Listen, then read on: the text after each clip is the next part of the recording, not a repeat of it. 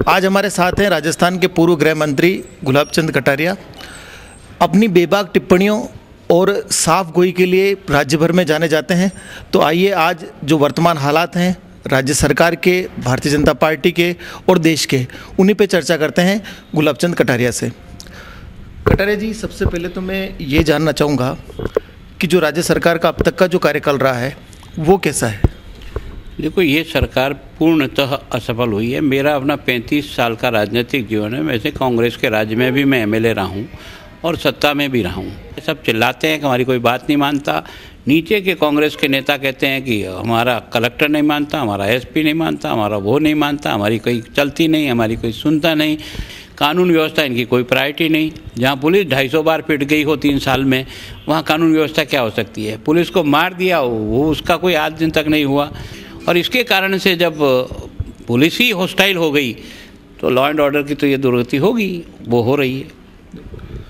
एक चर्चा ये भी है, और जो राजनीति के विश्लेषक हैं, जो जानकार हैं, वो ये कहते हैं कि भारतीय जनता पार्टी विपक्ष की भूमिका प्रभावी ढंग से नहीं निभा पा रही, या अगर निभा भी रही है तो वैसी नहीं जैसी उससे अपेक्षा थी। तो इस बारे में आप क्या सोचते हैं? देखो, मैं सोचता हूँ कि भारतीय जनता पार्टी ने दिल्ली से लेकर के राजस्थान तक ऐसा कोई अवसर नहीं छोड़ा।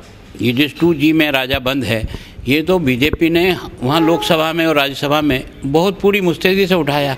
लेकिन सरकार इतनी निश्चय है कि पहले कम से कम कभी विषय उठता था तो चाहे विरोध ने भी उठाया उसको भी तवज्जो मिलती थी, पर बहुमत के आधार पर सरकार ने कुछ किया नहीं। ये तो कोर्ट अगर इनको जेल नहीं भेजती तो ये तो बाहर घूमते हुए एक तरह से और शहर बन के घूमते।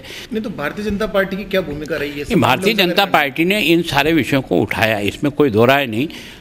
और मैं सोचता हूँ कोई महीना ऐसा नहीं जाता है कि इसका हम विरोध नहीं करते हैं। अच्छा, अभी ये जो सारी बातें हो रही है, या ऐसा कह रहे हैं कि प्रभावी भूमिका विपक्ष की नहीं निभा पा रही भाजपा, तो इसमें कहीं अंतरकलह को तो आप जिम्मेदार नहीं मानते? नहीं, कोई अंतरकलह नहीं। मैं सोचता हूँ जो भी पार्टी का डायरेक्शन आता है सारे लोग उसके अनुसार अपना कार्रवाई करते हैं। अच्छा, अभी जो अगला चुनाव 2013 का है, वो आप किन मुद्दों में और किन के नेतृत्व में लड़ेंगे? देखो, नेतृत्व तो हमारी पार्टी तय करती है। पार्लियामेंट्री बोर्ड होता है हमारा, वो जब निर्णय करता है, भले पहले करे या 2 साल पहले करे या आज करे, वो अगर निर्णय करके गए कि इसके नेतृत्व में चुनाव लड़ना, हम उसके नेतृत्व में लड़ेंगे। और चुनावी मुद्दे क्या रहे? मैं सोचता हूँ चुनावी मुद्दा एक तो भ्रष्टाचार ही सबसे बड़ा मुद्दा बन करके रहा है आज की तारीख में। विकास कुछ है नहीं, स्कूल में अध्यापक नहीं है, हॉस्पिटल खाली पड़े हैं, है ना। जिस प्रकार की भी सरकार ने योजना बनाई, सड़कें टूटी पड़ी है, बिजली जिसके बारे में बहुत डींग मारा करते थे, आज की तारीख ये है कि 6-6 महीनों से लगातार कटौतियाँ हो रही है। तो इन्हीं कोई मुद्दे बनाएंगे निश्चित रूप से। अच्छा, मुख्यमंत्री कौन बनेगा? मुख्यमंत्री हमारी पार्टी का पार्लियामेंट्री बोर्ड तय करता है। अगर वो पहले तय करके कहेंगे इसके नेतृत्व में चुनाव लड़ना, उसके नेतृत्व में चुनाव लड़ेंगे। अगर वो उस समय तय नहीं करते हैं तो जो हमारा बहुमत बनेगा उस समय एमएलए मिल करके करते हैं। लेकिन पार्लियामेंट्री बोर्ड का इसमें सबसे बड़ा रोल रहता है। अच्छा, ये बात बार बार आती है कि कई कहते भी हैं, जो भारतीय जनता पार्टी के नेता हैं प्रदेश के, वो भी लगातार कहते हैं कि वसुंधरा राजे सिंधिया है वो अगली मुख्यमंत्री रहेगी। मैं सोचता हूँ कि इसका निर्णय न तो गुलाब चंद कटारिया को करने का अधिकार है, न मेरे किसी पार्टी के पदाधिकारी को। पार्लियामेंट बोर्ड को इस बारे में तय करना है। अच्छा, अभी जो मुस्लिमों को जो आरक्षण दिया गया है या घोषणा जो उसकी हुई है, तो इस बारे में आपका क्या कहना है? ये बिल्कुल गलत है। मुस्लिमों के आधार पर, धर्म के आधार पर कोई आरक्षण इस देश में कभी न हुआ है न होगा। तो भाजपा इस बात का उतना प्रभावी विरोध नहीं कर रही जितना उससे अपेक्षा की जाती है?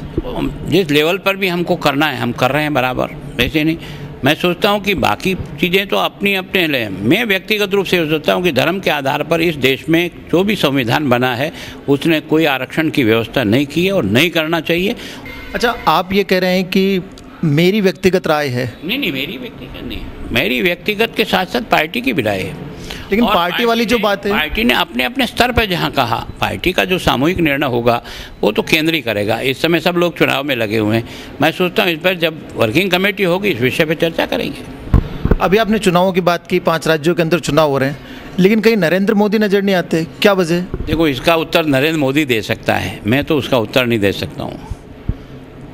लेकिन उनको एक तरह से एक मॉडल मुख्यमंत्री के रूप में अपन तय करते हैं, और भारतीय जनता पार्टी भी कई मर्तबा कहती है, तो ऐसे में उनको नहीं होना चाहिए मैदान में? देखो, इसका जवाब तो नरेंद्र मोदी और राष्ट्रीय अध्यक्ष ही दे सकता है। मैं उस हैसियत में तो हूँ नहीं कि उनके बारे में कोई जवाब दूँ। इसके पीछे कहीं आप ये बात तो नहीं मानते, चाहे मुस्लिम आरक्षण की प्रभावी विरोध न कर पाने की हो, चाहे नरेंद्र मोदी को चुनाव प्रचार से दूर रखने की हो, तो इसमें पीछे कोई कारण ये तो नहीं लगता कि पार्टी भी वो जो मुस्लिम तुष्टीकरण वाली बात है, ऐसा कुछ लग रहा है? मैं सोचता हूँ कि वोट प्राप्त करने के लिए किसी भी प्रकार की तुष्टीकरण करना किसी भी देश के हित में नहीं है। गुलाब जी, एक बात तो तय है कि जो भारतीय जनता पार्टी थी उसको हिंदुत्व की यूँ पुरोधा और वो सारा माना जाता था, लेकिन अब जो सारे घटनाक्रम हो रहे हैं तो उसके अंदर कहीं ना कहीं कुछ ऐसा लगता है कि दूर हट रही है। तो आम जनमानस में और विशेषकर हिंदू समाज में ये चीज़ है कि फिर उनका रखवाला कौन, उनकी बात करने वाला कौन? देखो, हम जिस विचारधारा से बंधे हुए हैं उस पर आज भी बंधे हुए हैं। हमारा जो निर्माण हुआ वो विचारधारा के आधार पे हुआ, और मैं सोचता हूँ कि बीजेपी आज भी विचारधारा आधारित पॉलिटिकल पार्टी ही है, और मैं सोचता हूँ कि मेरी पार्टी का आज भी यही है। आपने देखा होगा, अभी आपने कई भाषण आए हैं तो राम मंदिर का सवाल जिन अडवाणी जी ने आज भी वो उठा रहे हैं। तो बीजेपी इन मुद्दों को छोड़ ही नहीं सकती, क्योंकि बीजेपी का निर्माण ही इन विचारधारा के लिए हुआ। बीजेपी राज के लिए पार्टी बनाई है, हमने न पहले सोचा न आज सोचते हैं। बीजेपी विचारधारा के लिए है, बीजेपी विचारधारा के लिए लड़ेगी। थैंक यू, धन्यवाद। ये थे गुलाब चंद कटारिया, जिन्होंने सारे के सारे मुद्दों पर बहुत ही बेबाक और बहुत स्पष्ट टिप्पणी की। उन्होंने राज्य सरकार का जो अब तक का कार्यकाल रहा उसका भी सारा वृत्तांत बताया, और भारतीय जनता पार्टी की जो विचारधारा है उसके संबंध में भी अपनी बेबाक टिप्पणियाँ की। ओम कसारा, ETV न्यूज़, भीलवाड़ा।